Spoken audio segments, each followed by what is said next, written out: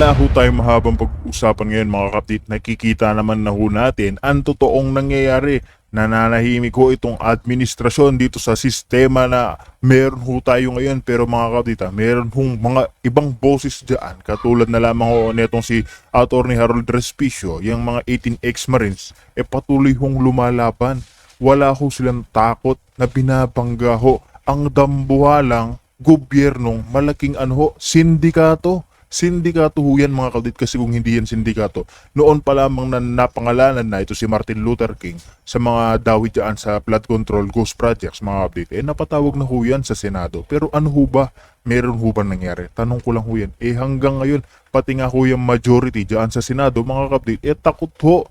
Takot na takot dito kay Martin Luther King, kay Marcos Jr. na pilit ho nilang pinagtatakpan.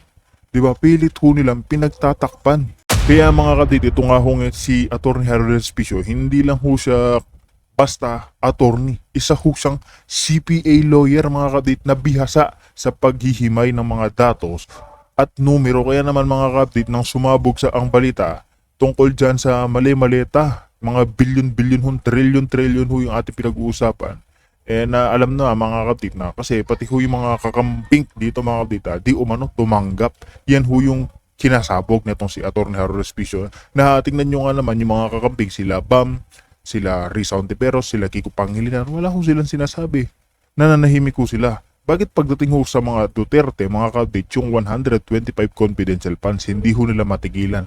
Pero yung paglantad ng 18 ex-marines, wala ho. Ni sa mga media outlets nga ho, mga kapatid, hindi ho sila pinapakita o ipinapalabas. Bakit to? Kasi nga ho, shareholder si Martin Luther King ng mga media outlets, kaya mga paborito nyo ho mga network. Wala ho yan mga kapatid. Yung totoong transparency, ayan, nandito ho sa social media, wala ho sa media outlets. Kasi kaya tulad ng Instagram, Facebook, nandiyan na ho natin makikita yung mga totoong nangyayari sa ating bansa. Dito kung aasa ho tayo sa mga media outlets, mga kapatid, wala ho pagtatakpan at pagtatakpan itong kabalbalan ng gobyerno. Diba? Kaya ito nga ho si Atty. Harold Respicio, mga kapatid, isa ho yan sa mga nagsisilbing bantay o susi natin para sa 2028. Lalo na presidential election ho yan mga kapatid. Binabalaan na ho niya tayo na butas ho ang botohan. Yan, lalo na si George Garcia mga kapatid. Kilala naman ho natin yan.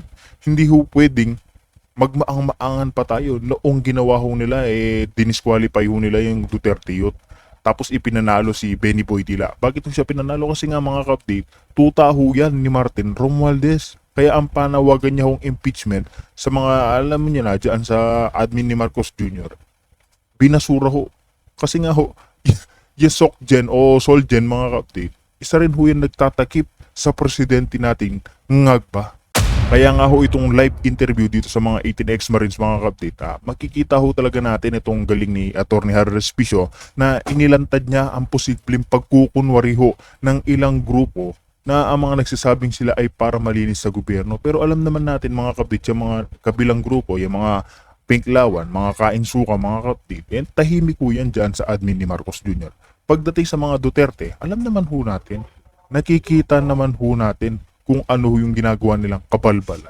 Diba? Kaya mga kapatid, panahon na ho, buksan ho natin ang ating mga isipan, suportahan ho ang mga totoo, ang mga naglalantad na mga korupsyon. Dahil mga kapatid, hanggat hindi ho napapatahimik ang katulad ni Atty. Harold Respicio, may pag-asa po ho ang ating bayan. Tulad ho niya mga kapatid, susi ho siya sa 2028. Kasi nga mga kapatid, siya lamang ho yung kayang sumapalpal dyan kay George Garcia. Kaya mga kapatid, sabay-sabay ho tayo magkomento, mag-react dito sa mga pasabog nitong si Atty. Harold Respicio dito sa naging live. Ngayon ho yan mga kapatid, March 6, live na naman ho ng 18 ex-marines. Paglalantad ho sa kabalbalan ng gobyernong Bangag. Kaya mga kapatid, rekta na ho tayo. At panahon ng kanila pong victory, success, pagpapala, kasaganan. But the Philippines, this is our season. This is our time. And your will and your plan and purpose, it is good, it is pleasing, it is perfect. It's not to harm this nation, even the Marines and all the valiant noblemen in uniforms at lahat ng kasama dito. It is not to harm us, but to prosper us, to give us hope and a good future. And this is what we believe, and we know it is true. Father God in heaven, your eyes are upon us. Your will is our desire. Tulungan niyo po kami to have the spirit of patriotism, the spirit of heroism, the spirit of self-sacrifice, that we are willing to yield, submit our own agenda, that the agenda and the destiny of this nation shall be done.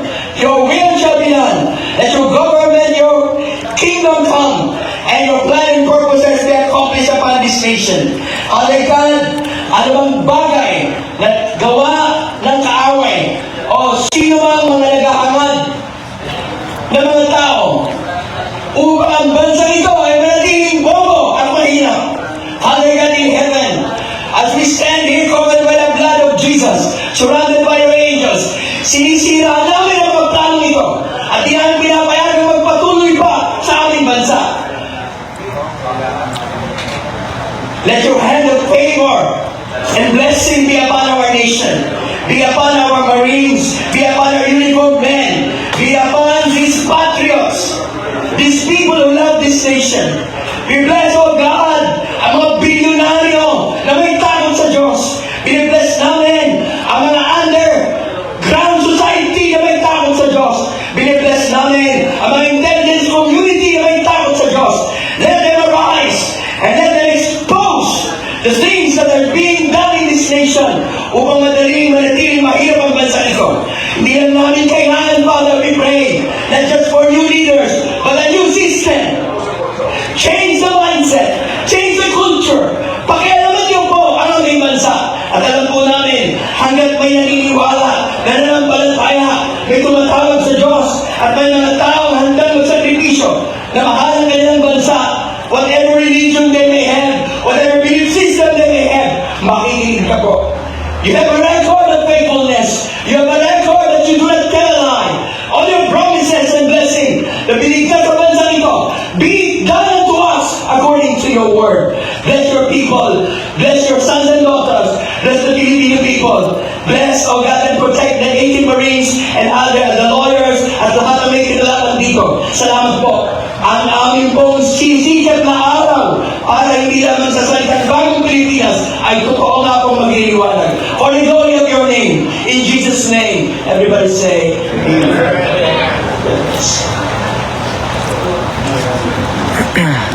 Maraming salamat, Bishop Angel.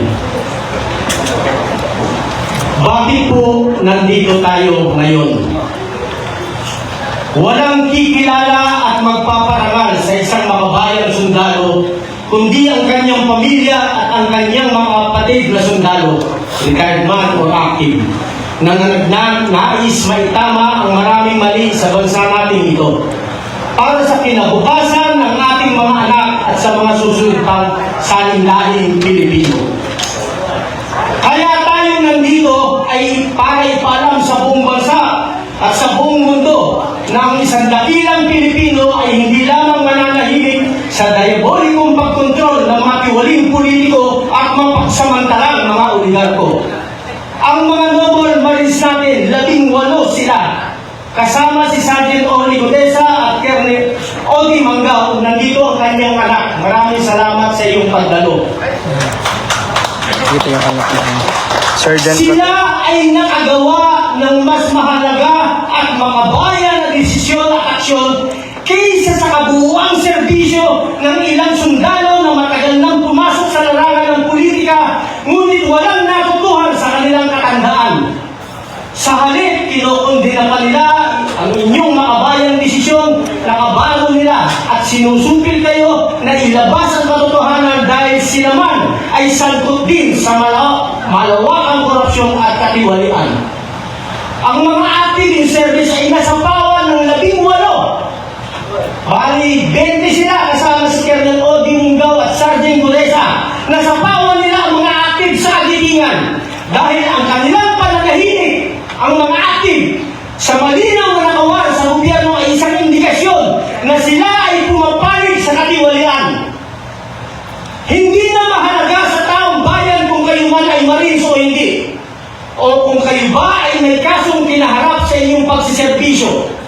Ang lahat ng ito ay wala ng halaga dahil ang pinakamataas na sakripisyo na ginagawa ninyo ngayon ay ang paglalantad ng katotohanan upang mamulat ang maraming bulag na niyayakap na ang impyerno manatili lang sa pwesto at maipagpatuloy ang panlilinlang at pagnanakaw sa kaban ng bayan. Meron ding mga kababayan tayong galit sa inyo, sa ating mga magigiting na maris. Hindi dahil sa inyong ginawa, kundi dahil sa galit nila sa isang tao na ayaw nilang makabalik sa pwesto ang kanyang pamilya. Ito ay bunga ng paulit-ulit na panlilinlang ng mainstream media at social media kung saan ang mali ay inuulit-ulit araw-araw hanggang magmukhang tama sa paningin ng nakakarami. Ganito nila hinuhulma ang kaisipan ng karamihan na mapapawang patanaw. Mabuhay kayo, mga kapatid namin magigiting na sundalo. Mahal namin kayong lahat, mula sa aming mga military at PNP retirees, MNLF, MILF, at sa lahat ng ating nakararaming taong bayan. Nakikita ng tao ang lahat ng inyong ginagawa, ngunit tanging Diyos lang ang nakakaalam ng tunay na laman ng inyong mga puso. Daang libo na ang mga retirees at active in service ang taimtim na sumusuporta sa inyong kagitingan at alam natin ito deep within our hearts. Ang ginawa ninyo ay pinakamataas na antas sa larangan ng pagtupad sa inyong tungkulin bilang sundalo ng bayan.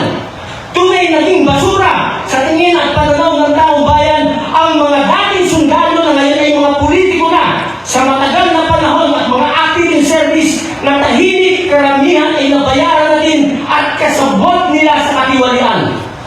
Kung walang gustong gumawa ng tama, sino pa ang ating aasahan? Kung hindi natin ngayon ito gagawin ng sama-sama, kailan pa? Minsan lang tayo mabubuhay sa mundong ito at never na ito mauulit pang muli. Hindi namin kayo iiwanan ang ating magigiting na mga marines sa laban at sama-sama tayong mamamatay para itama ang maraming pagkakamali sa nag-iisa nating bayan. Lahat tayo ay humusgahan ng Diyos at ng kasaysayan. Sama-sama tayo ngayon na! Marines! Marines! Marines! Kailangan. Bibigyan po natin ng pagkakataon na mabigyan natin ng karangalan si Colonel O.D. Munggao dahil nandito ang kanyang anak. Sertipiko ng pagkilala na ibinibigay ng United People's Initiative at ng ating Philippine Alliance for National ng ating PANA. Sertipiko ng pagkilala iginawad ng United People's Initiative sa ngalan ng mga retiradong kawan at lingkod bayan kay Colonel O.D. Munggao, Philippine Army.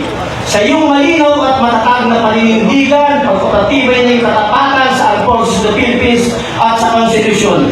Habang mahinahong inihiwalay ang personal na suporta sa sino mang pinunong haharap sa mabibigat na paratan sa pagpili ng unahin ang institusyon, ang batas at ang bayan higit sa sino man. Ipinamalas mo ang tunay na diwa ng isang kawan at patay sa tungkulin, dangal sa paninindigan at pag-ibig sa ilang bayan. Isang huwaran ng mga bayang paglilingkod. Matatag, marangal, mga bayan. Iginagawad ngayong araw ng Marso 6 bilang pagkilala sa iyong natatanging paglilingkod sa bayan. Signed by Captain Ray Valeros, PN Reserve Secretary General and Major General Romy B. Pugues, Philippine Air Force Star, Founding Chairman. Anak po ni Colonel Munggao. Sir, please do the honor.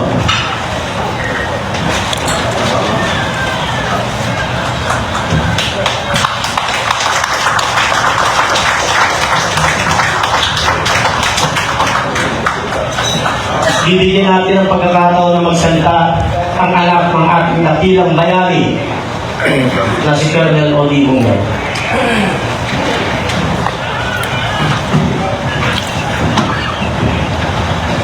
So, good morning to each and every one of us. On behalf of Colonel O.D. Munggao, we would like to thank you sa certificate na binigay niyo kay Sir Officer Sir Garcia sa parangal na ito. So, hindi mo masyadong prepared, pero kahapon po, So, bago ko rin nandito, nagkaroon ko yan tayo ni Papa. Mike.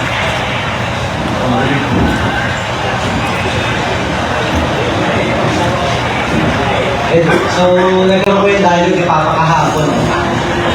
Sabi niya, Gox, kasi COVID yung leave of Christian. So, sabi niya, sabi mo, kila sir, laban lang tayo. So, ako po, nire-relate ko sa inyo kung ano yung gusto ipasabi ni Papa sa sambayan ng Pilipino, that Filipino is worth fighting for, as he said dun sa post niya.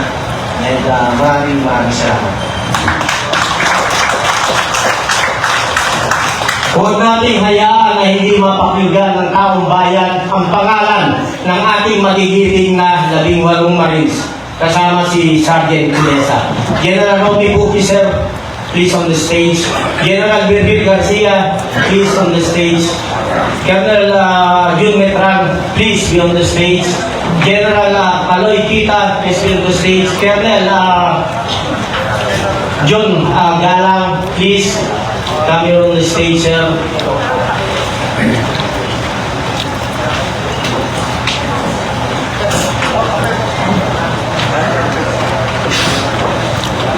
Ay, sir. So the courtesy ng ating Executive Secretary, iaabot po sa ating magigiting na general at opisyal ang plaque na babasahin ko isa-isa para maibigay natin ang parangal sa araw na ito sa ating magigiting na Marines.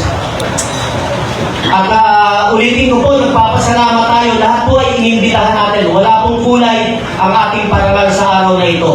Nandito po ang lahat ng ating mga kaibigan na sumusuporta sa 18 Marines. Alam ko, meron dito na mga iba't ibang political colors, pero salamat at dumating kayo. Nandito rin si Kaya Rixelis, sila Atty. Jing Paras. Marami ang mga dumating para sumuporta. So, please, Mark. Isa lang ang babasahin ko na nilalaman ng ating sertipiko ng pagkilala at sa mga susunod ay babanggitin na lang natin ang pangalan ng ating 18 Marines. United People's Initiative. Sertipiko ng pagkilala. Ang United People's Initiative sa ngalan ng mga retiradong nasapi ng sandatahang lakas, pambansang pulisiya at mga informadong serbisyo ay buong pusong nagbibigay pagkilala kay Bernard Tube bilang pagpupugay ng iyong katapatan at pagmamahal sa bayan. Sa iyong matapang na pagsiwalat hinggil sa umano'y pag-ata sa inyo bilang tangatid ng daang-daang maleta ng salapi. Pinatunayan mo na ang panunumpa ay para sa konstitusyon at sa sambayanang Pilipino, hindi sa sinumang makapangyarihan. Sa kabila ng panganib sa iyong buhay at pamilya, nanindigan ka. Ang iyong ginawa ay huwaran ng tunay na kawal, matapang, matapat, makabayan. Ginagawad ngayong araw ng Marso 6 bilang pagkilala sa iyong natatanging paglilingkod sa bayan. Signed, Secretary General and the Founding Chairman, General Romy Buki, sir. Ito ay hahawakan ng ating magigiting na general bilang paggalang at pagrespeto at pagsaludo sa kanilang kabayanihan.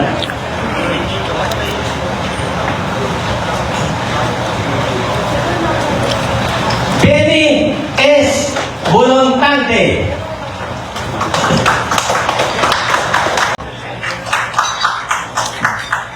Elisante Cabo. Rosebert Maupan. Jane Buduan. Lenny Boy Julian. George Villalon Jr. Gil Natividad Jr. Walter Manansan. Romel C. Galapon. Bernardo Gumban. Fidel Corpus. Orly Regala Dudesa. Hindi po makakadalo ang Brave 18 dahil sa banta ng seguridad po nila. At pinagbibigay rin ang pugay sa tumutulong sa 18 Marines natin at lumangkad para tumulong kahit maraming threat. Alam niya, isang magiting na abogado, ginagawad natin ang sertifikado ng pagkilala kay Atty. Libito D. Baligod bilang pagkilala sa iyong matapang, malinaw na paninindigan bilang abogado ng ating Marines na nagsiwalat ng umano'y malimaleta ang pera na galing sa korupsyon. Sa pagpili mong ipagtanggol ang katotohanan ang karapatan ng mga naglalakas loob magsalita, ipinamalas mo ang integridad, profesionalismo at katapatan sa batas at sa bayan. Matatag, makatarungan, makabayan. Iginagawad ngayong Marso sa bilang pagkilala ng nagtaling paglilingkod ng bayan. Signed by Captain Ray Valeros Jr., Secretary General, and General Romeo Putis, Founding Chairman Lee Tumbero. Ang gusto po natin tumanggap nito kung bilang ni Atty. Libito ay isang abogado rin, Atty. Harold Respicio. Sir, please.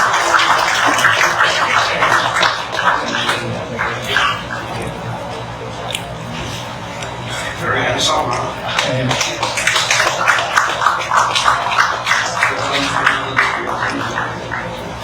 Bago po tayo magpunta sa ating question and answer, sasagutin po namin sa abot ng ating makakaya.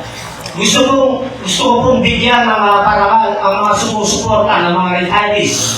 Kung nakikita niyo po dyan sa gilid, kaliwat kanan, makikita niyo po ang listahan ng daang-daang retirees na sumusuporta sa ating magigiting na Marines. Palakpakan po natin sila.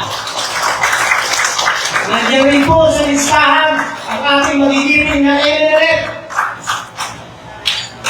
At nandiyan rin ang ating magigiting na MNRF.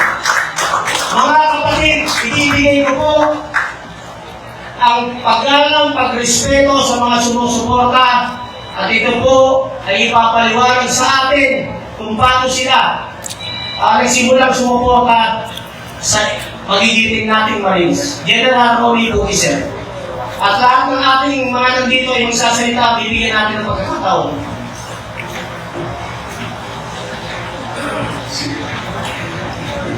Muli, magandang umaga sa inyo lahat, mga kaibigan. Kababayan. Ang ginawa po natin ito ay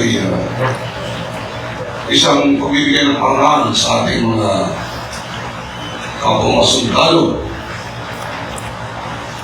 Na walang ibang inisip. Maging malagay sila sa panganib. Wala silang ini-expect na bimbala o kapalit. Sila ay lumabas para isiwalat ang buong katotohanan sa nangyayari sa ating bayan. Malaki ang kapalit nito sa kanilang seguridad. Kaya nga wala silang ngayon dito dahil inaalagaan natin ang kanilang physical security. Maging ganun pa man, dito natin nakikita ang isang Pilipino o mga Pilipino, kundi mga sundalo na hinandang ihalin ang kanilang buhay para sa ikabubuti ng ating bayan. Marami nagsasabi sa kanila na sila raw ay dishonorable discharge. Pero hindi po yun ang issue. Sinisiraan sila, pinamaliit. Pero hindi po yun ang issue. Ang issue po ay ang pagnanakaw ng ating mga politiko, ang mga leaders natin na ating pinagkaniwalaan. Kaya, itong papapatuloy na ganito nangyari sa ating bayan ay isang nakakapandugo. Dahil kung sino pa yung sasabi ng totoo, katotohanan, sila pa yung inakusahan, sila pa yung inalipusta, sila pa yung pinitretyan. Yung mga nag-uutos sa kanila, yung mga nagpadala ng mga maleta, at saka yung mga tumanggap ng mga maleta, Yun dapat ang kinakasuhan. Yun dapat ang inalipusta natin. Yun dapat ang kinukulong. Hindi itong mga taong inutusan naman para magdala ng maleta. Kaya ang United People's Initiative, ang ating alliance sa ating mga ibang grupo na allied sa United People's Initiative, ang Philippine Alliance for National Accountability, at marami pang iba, ay nagkaisa para bigyan ng paraan ang ating mga magigiting ng mga sundalo ito.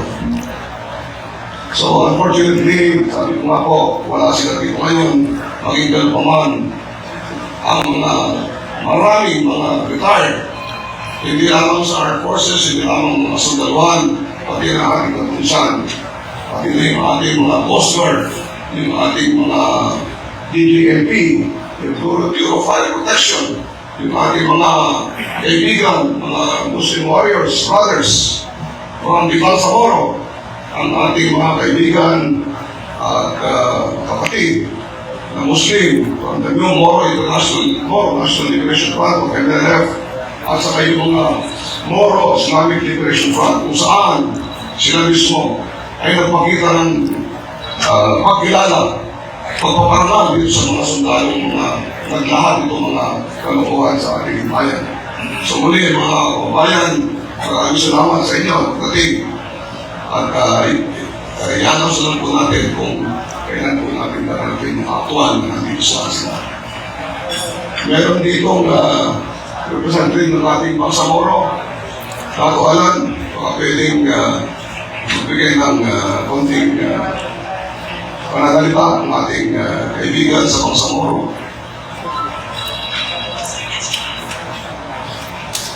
Yan naman po. Thank you. Good morning. Tato.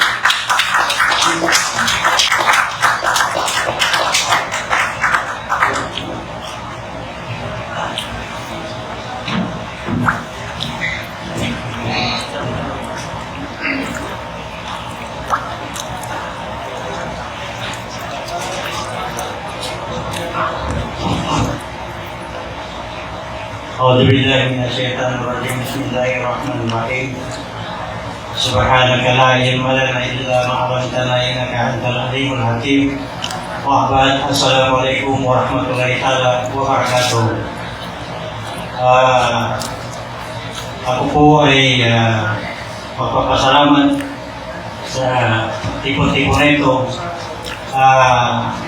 Una-una, tayo po ay magpapasalamat sa Panginoong Allah na siyang lumikha ng sangkatawan at sanlibutan.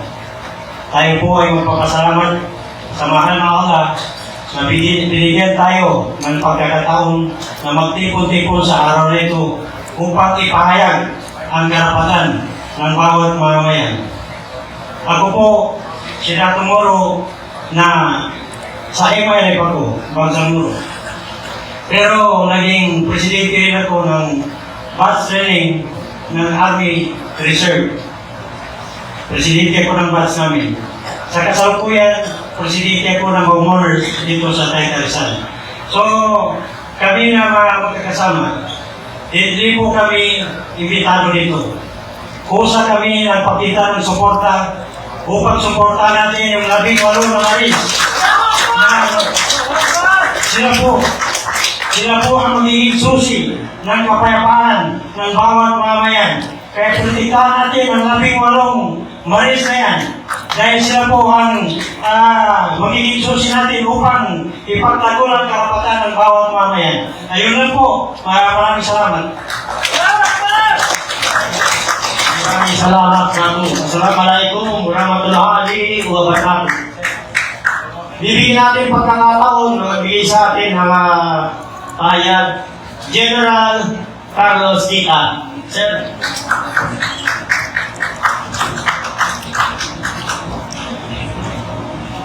Maraming salamat sa inyo lahat sa pagdalo niyo dito sa event na ito. Yun nga lang, hindi ko nakarating yung ating dapat sa pangalan. Except yung sa anak ni Karen Montao. Anyway, bakit kami nandito at bakit patuloy ang aming laban? May nagtatanong nga sa akin, no? Ilang beses lagi yan tinatanong, Sir, retired ka na.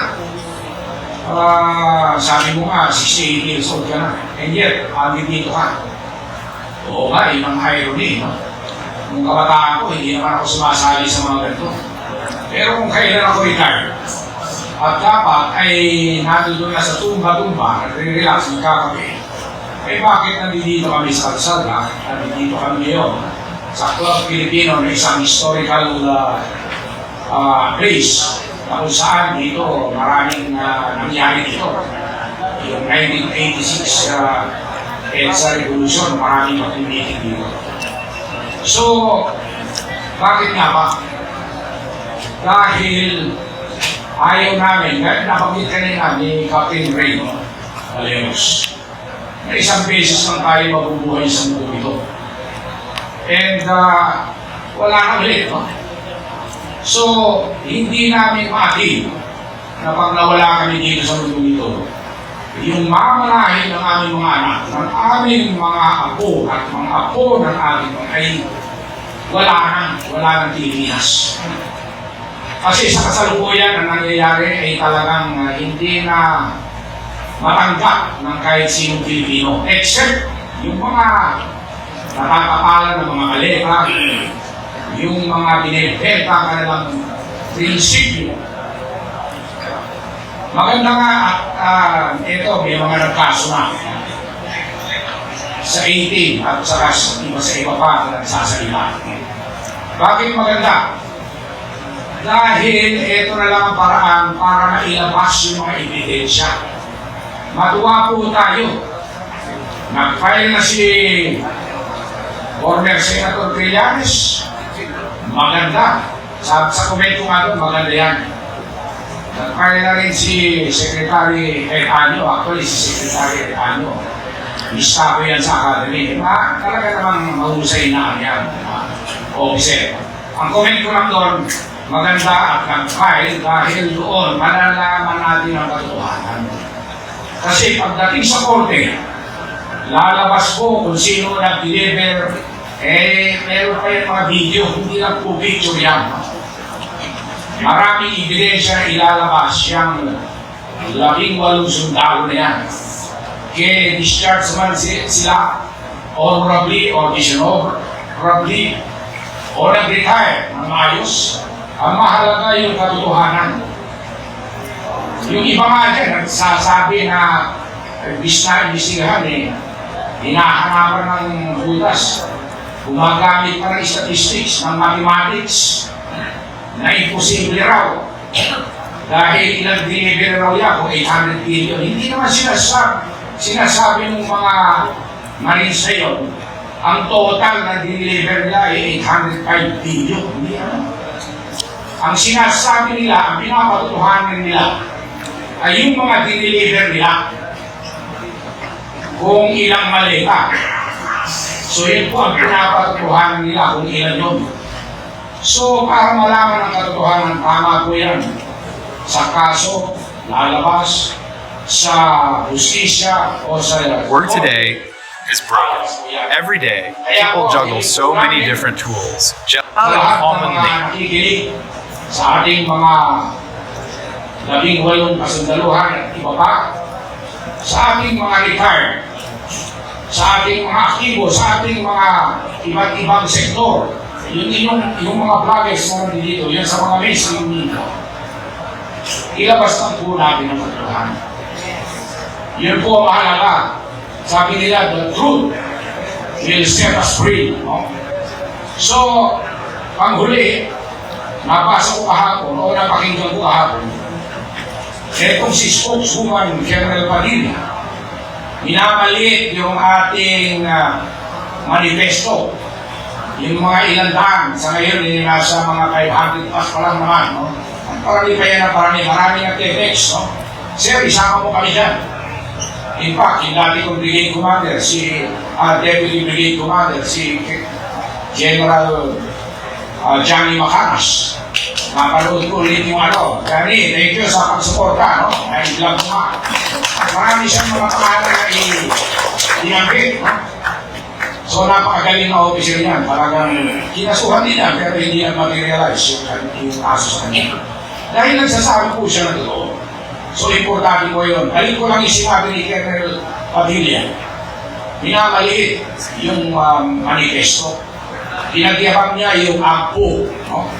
Ang AGPO raw, libo-libo miyembro. Hindi po lahat automatic nagiging miyembro ng AGPO. Ako, hindi po ako member. General po ako, pero hindi ako member ng AGPO. Kasi may babayaran ka doon, 10,000 pesos. Pero ang hamon ko sa kanya, sabi ko, yung pumirma sa AGPO, mga opisyal yan ng AGPO. Pero subukin mo papirmahin yung membro niyan, yung libo-libong member ng AGPO, na sumusuporta sila sa administrasyong ito na alam na kurap. Ewan ko kung may bibiro na dyan. Yun lang, mag-isip tayo sa katotohanan. Maraming salamat. Maraming salamat, General Caloy Guida, sir.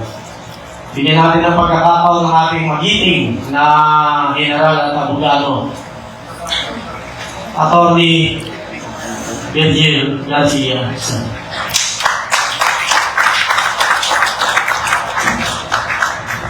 Magandang umaga po sa inyong lahat. Miyembro po ako ng AGPO. Pero kami po sa AGPO, nakapagsalita lang po ng konti. Marami pong exchanges ng ideas doon eh.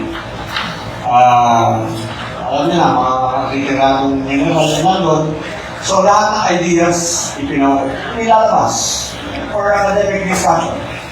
Walang mali, walang tama, basta sabihin mo yung iyong opinion and then, but, you know, there is a point where where they take a common stand.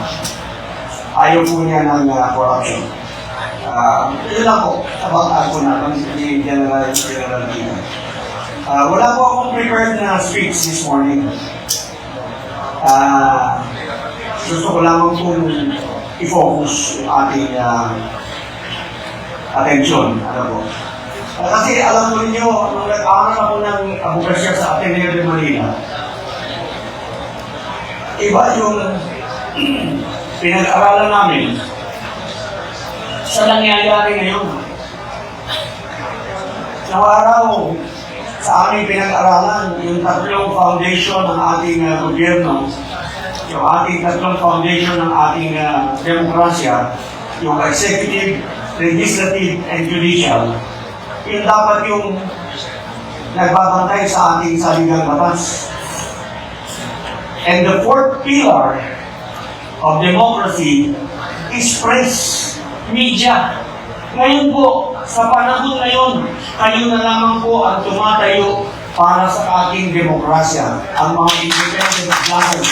Kayo na lamang po ang maaaring namin asahan na maglalahat ng katotohanan at ipagpatuloy ang ating laban para sa kalayaan, sa pananagutan at pag-istisya.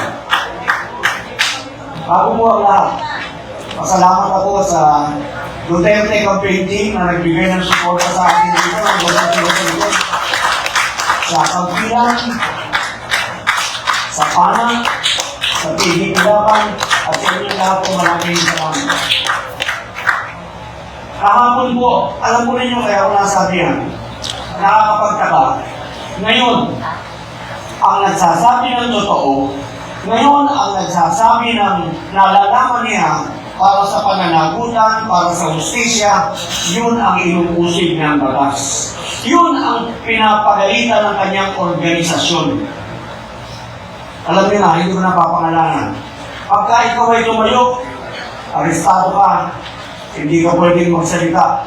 Pagka ikaw ay naglahat ng katotohanan, hahabulin ka, sisiraan ka sa media, i-discredit ka.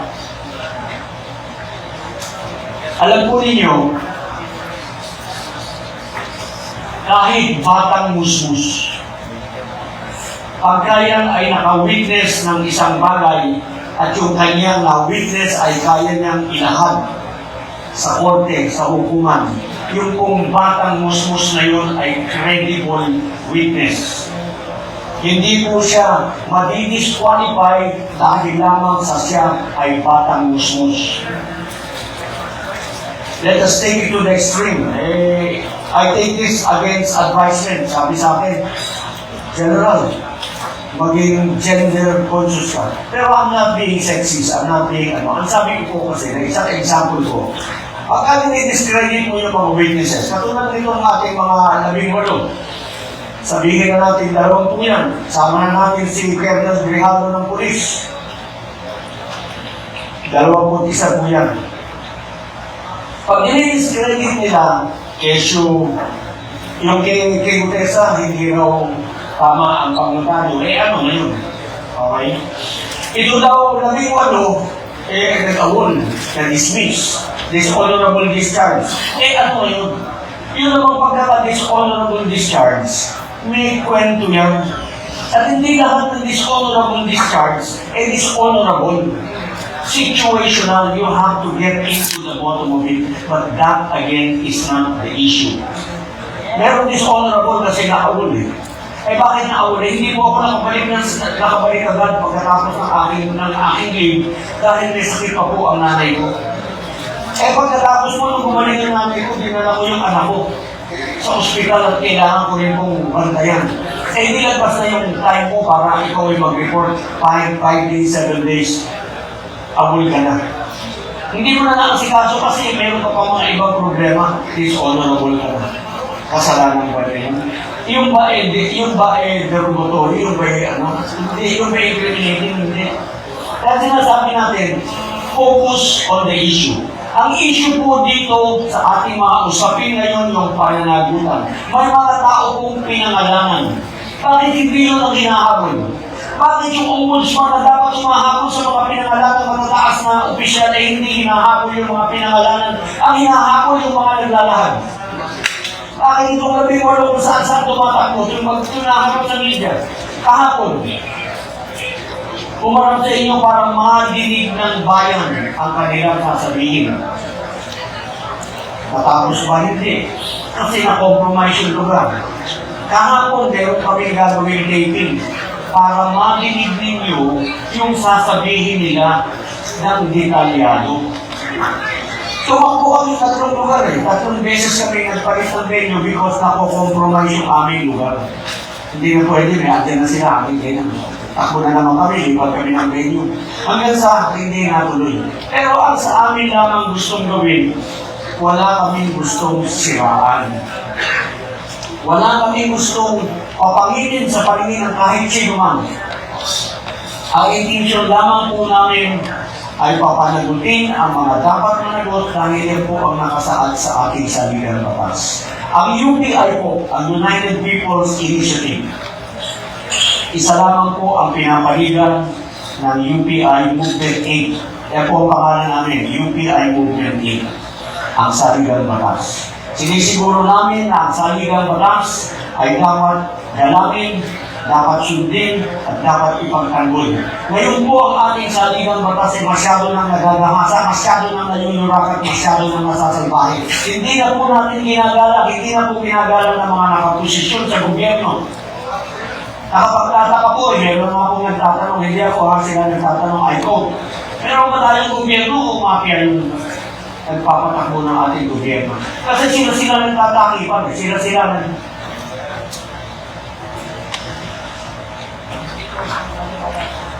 saan pa po tatakbo ang ating mamamayan para sa katotohanan? Yung maliit na pamilya na namatayan, na hindi niya na madidinig yung boses ng kanyang anak. Tatay, wala na. Nalunod na eh. Hindi niya na mayayakap si kuya, si ate, wala na. Nalunod na. Si tatay hindi na uuwi. Paano yung justisya para sa kanila? Dahil doon sa mga flag control na kung naitayo, kung hindi sana sila maaaring namatay. Yan po ay pinaglalaban natin. Yan po ang focus. Dapat po si Ombudsman, tawagin niya lahat ng pinangalanan at protektahan niya. Itong 18, hindi yung 18 uusihin niya, hindi yung 18 sasabihin niya, wala kayong kwenta mga sundalo dahil kayo discredited, kayo Aba, si Senator Lacson sinabi pero isa hindi naman mga dishonorable discharge yan. Yung isa reservist. Ngayon. That is not the issue. The issue, ladies and gentlemen, magkaisa-isa tayong usigin natin ang usigin hanggang sa ewan ko, wala na yata niya sa kanilang mga anak. Can you face your child in the morning during breakfast? Kung ganyan ang paninindigan mo sa bayan at nagigiling ka. Si Salvi kaya nagbago yun, inusin yung anak eh. Hindi niya kaya yung pag-umusin ng anak niya. Sa tatay, hindi ko alam, hindi ko pala ganyan, eh talagang kitang iniidol. I don't know about this guys. So yun lang po, mga kasama, huwag po kayong magbabago. Alam po ninyo, isa-isa na lang. Sabi nila, walang visa yung kanilang statement ng 18 kasi joint affidavit. Okay? Dapat daw, isa-isa. Gusto ni Boying isa-isa para isa-isa, kaya niyang bilhin. Okay? Ikaw, pagka-isa, kung akin yung affidavit mo, tapos na, mag-issue ka ng iba, babayaran kita. Tapos ang kwento. Hindi ko siya pinagbibintangan, example lang ito, ha? Example lang ang pwedeng mangyari. Pinapaliwanag ko lamang bakit joint affidavit.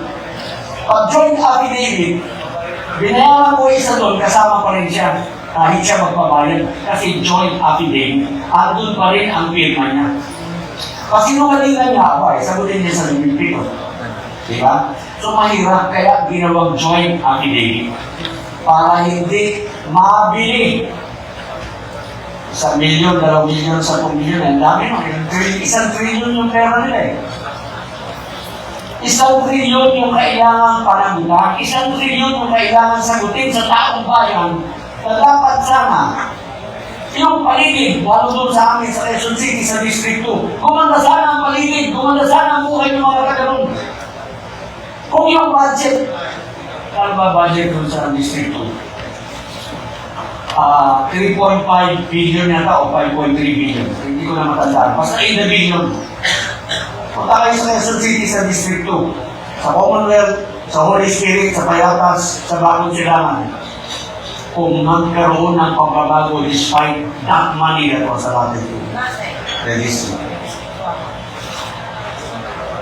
Huwag po kayong magbabago. Maraming salamat po. Pagtulungan tayo. Kasama natin. Maraming salamat, General Atty. Virgil Garcia. Bigyan po namin ng pagkakataon ating magiging nakasama sa United People's Initiative, Colonel John Metran.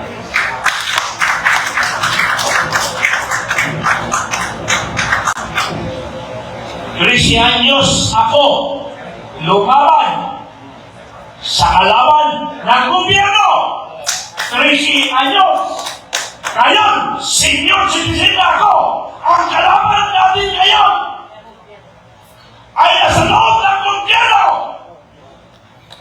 Mabuhay tayong lahat! Mabuhay! Sino ba'y mabuhay? Mabuhay! Laban tayo! Laban tayo! Mahina boses! Laban tayo! Laban tayo! Mabuhay ang kapagong vloggers! Mabuhay ang kapagong vloggers! Mabuhay ang United People's Initiative, guerrilla forces. Mabuhay tayong lahat. Laban tayo. Ibubulis ko ang aking buhay para sa bayan at para sa aking apo. Maraming salamat sa lahat ng lumalaban sa katotohanan.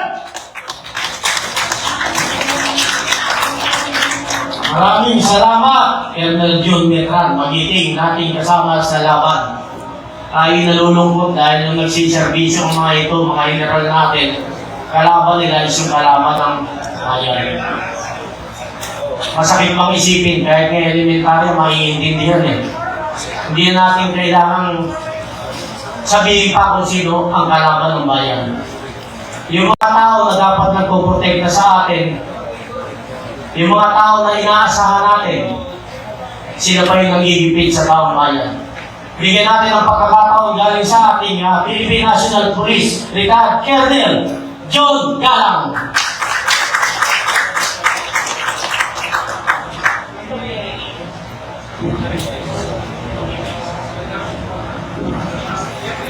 Magandang umaga, magandang araw po sa lahat ng mga kasama natin na nandito ngayon at sa mga nanonood sa kanilang mga social media.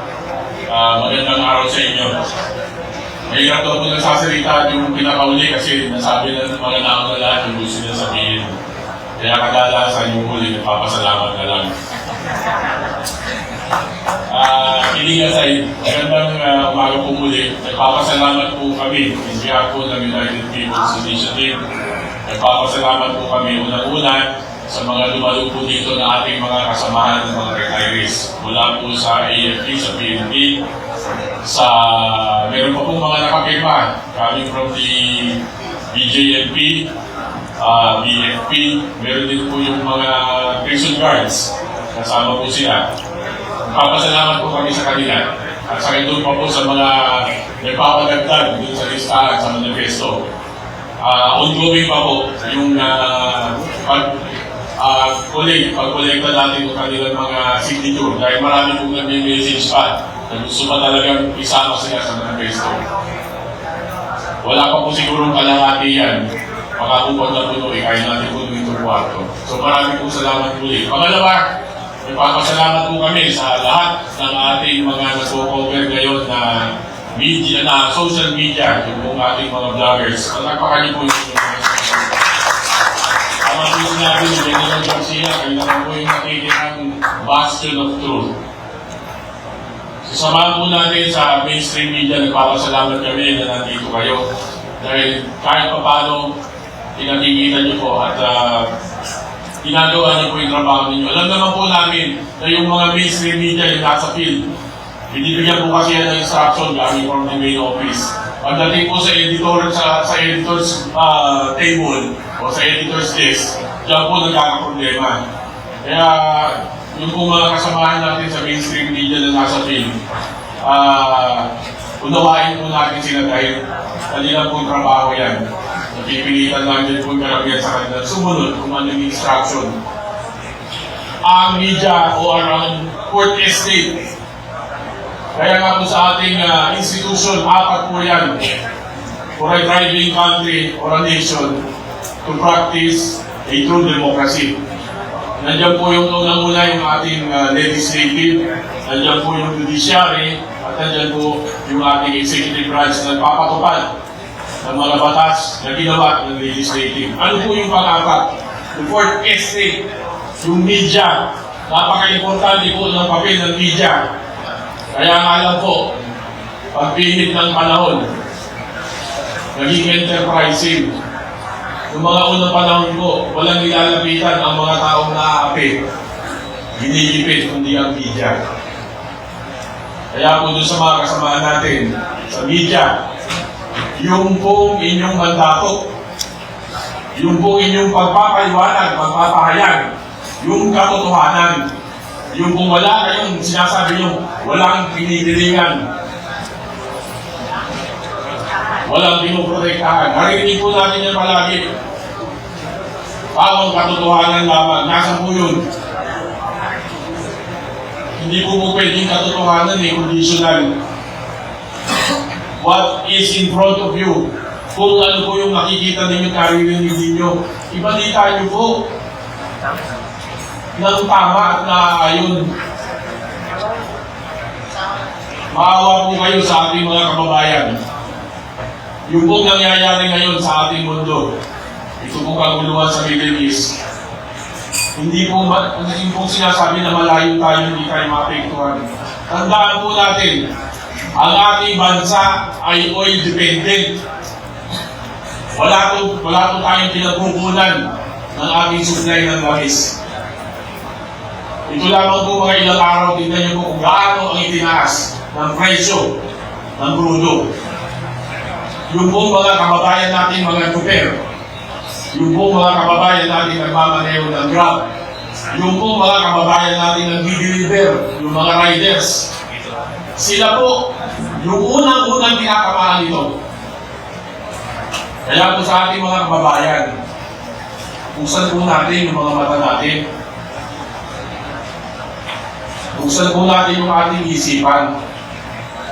Tingnan niyo po yung palibot. Tingnan niyo po yung mga kapitbahay natin bansa. Tingnan niyo po kung nasa yung Pilipinas ngayon. At tingnan niyo po yung mga anak ninyo. Yung mga anak natin. Pag alis niyo sa umaga, titigan niyo maigi yung mga anak ninyo. Anong kinabukasan ang naghihintay sa kanila? Habang kayo nagtatrabaho sa buong araw, isipin ninyo kung anong magiging kinabukasan ng mga anak ninyo. Kung ganito ang ating kondisyon ng pamumuhay sa bansa ngayon. At pag-uwi niyo po sa gabi, habang natutulog yung mga anak ninyo, titigan niyo po silang maigi. 10, 20 taon ngayon, ano po ang kinabukasan ng mga anak natin? Ang tinitindigan po namin, tinatayuan po namin dito, hindi po para sa amin. Para po ito sa kinabukasan ng ating mga anak at ng kanilang magiging anak at para sa ating bansa.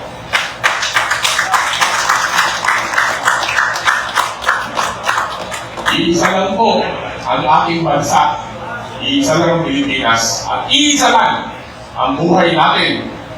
Gawin po natin makabuluhan yung pananatili natin sa mundong ito. Yun lang po. Maraming salamat. Maraming salamat sa ating magiging PNP retired Colonel John Galang. Bibigyan po natin ng pagkakataon ng isa sa ating magiting na kasama sa laban ng bayan, at alam naman po natin na kapag may mga issue sa kanyang lugar o kahit national, nandiyan po ang ating magiting na Vice Mayor, Atty. Harold Respicio.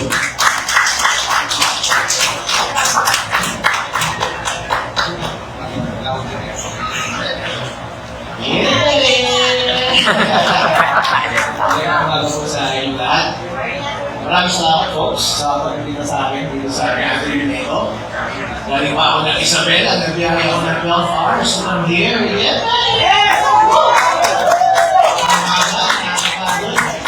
Pero syempre hindi natin iiwan yung ating mga dito sa Eden Marines. Dahil lang po sila eh. Yung mga yan, kinakasunod kami. At naglalakad kami sa katotohanan. Nandito po ako ngayon sa harap ninyo para i-manifest ang aking support para sa kanila at sabihin ko sa harap ninyo na naniniwala ako sa kanilang sinasabi.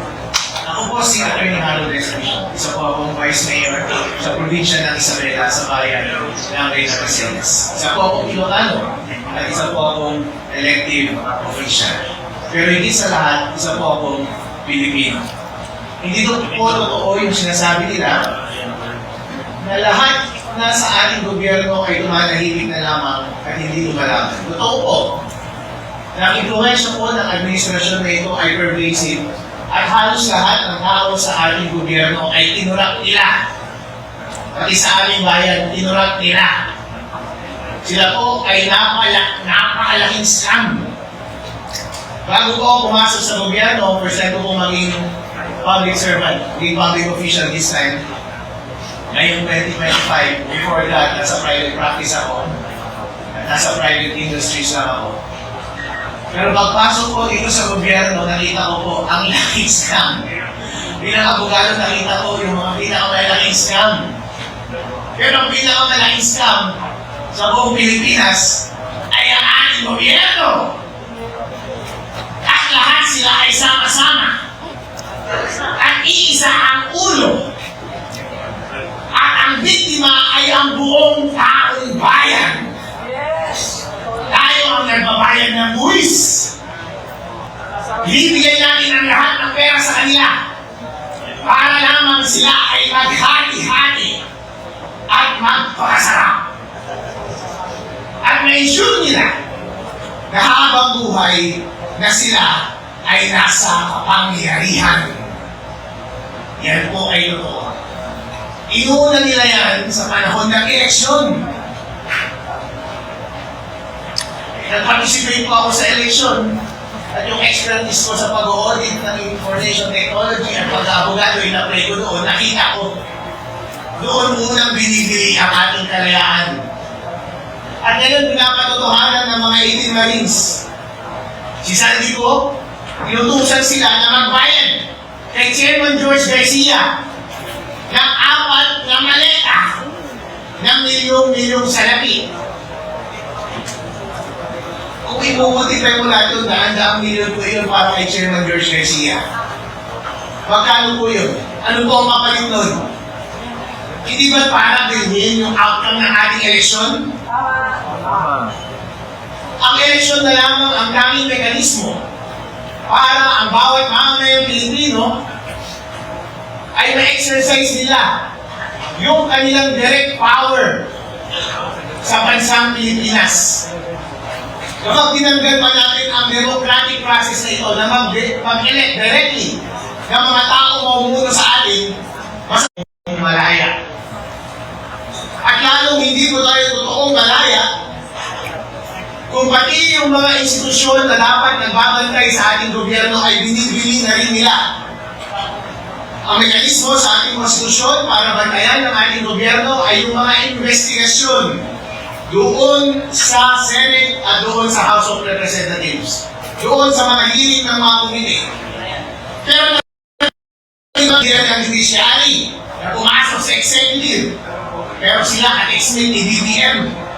At nag-uusap sila paano magnakaw ng pera ng taong bayan.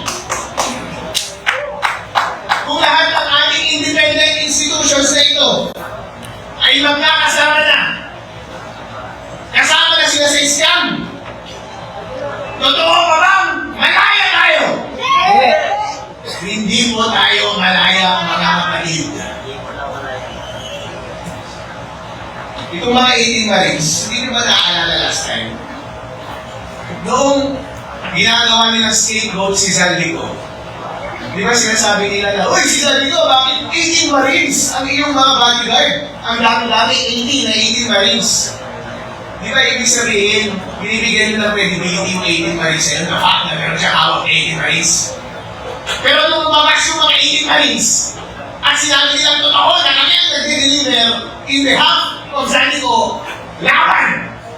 Papunta yung pera, dito kay Laruales, sa mga congressman, senador, Comelec, ilang Trillanes. Ngayon, ayaw nila silang paniwalaan. Ano ba talaga mga bossing? Kapag against na sa inyo yung narrative, noong bumaliktad na sa inyo yung narrative, biglang ayaw nila silang maniwalaan. Pero nung ibinubuhos ninyo yung scapegoat kay Zaldico, grabe. Binibigyan nyo ng credibility na puro Marines yung bodyguard niya. Pero ngayon nagsalita na sila, automatic ayaw nila silang paniwalaan. Kasi kayo yung tinuturo na tumanggap. Mga ipokrito talaga itong mga tao na ito. Grabe yung magka-ipokrito.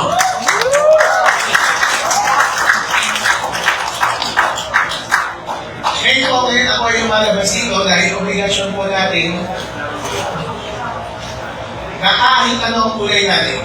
Kaya sa totoo lang po, wala namang sumusuporta sa akin. Although nakikita niyo ngayon, naka-align ko yung mga Sara Duterte. Kasi kami na naman ang palaban! Kasi yung mga makakaliwa, mga pagpapatid, mga dilawan, tumanggapin mo na ng pera, mga malakya! Kaya naman nahihigit yung mga ito eh! Noong unang naglalabas ako ng mga iso sa kone, kayo mga kasama ko eh! Kahit ng mga aktibidad ko, nag-iibig na sa akin, kaya nandito rin ako, nag-iibig ako, sumasama po ako. Kaya wala akong pinag-aautangan. Wala akong utang na loob. Wala akong alignment. Ang alignment mo lang kalokohanan at tama. Kaya nag-aakin na akong marami. Para magigil ang kasamaan at pagnanakaw sa ating bansa. Pero na-observan ko parang, bakit yung kabilang side wala masyadong activity? Wala akong activity masyado. Napapadalas tuloy, napapansin nila, bakit ako parang dito ka sa opposition na sasama parati? Eh sila na yung may activity eh. Nalaman sa gobyerno. Yung mga ibang party ko, wala na activity nalaman sa gobyerno. Dahil bayad silang lahat!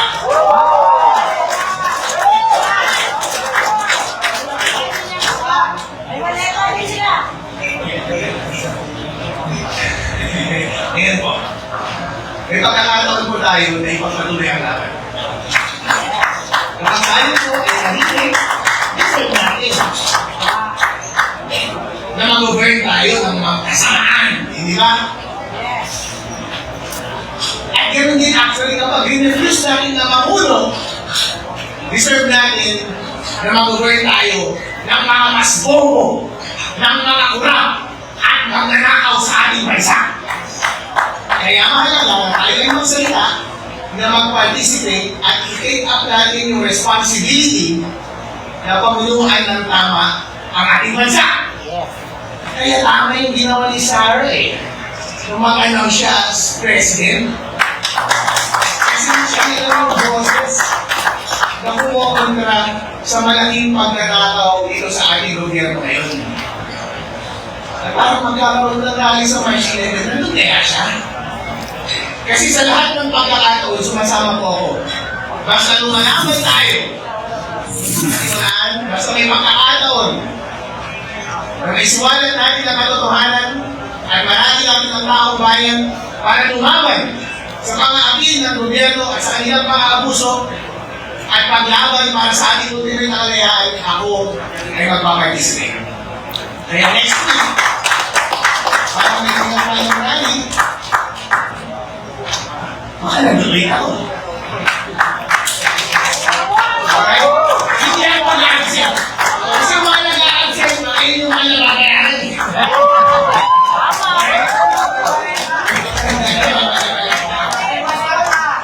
Bakit sana ako nandun si Sarah sa rally kung may rally, no?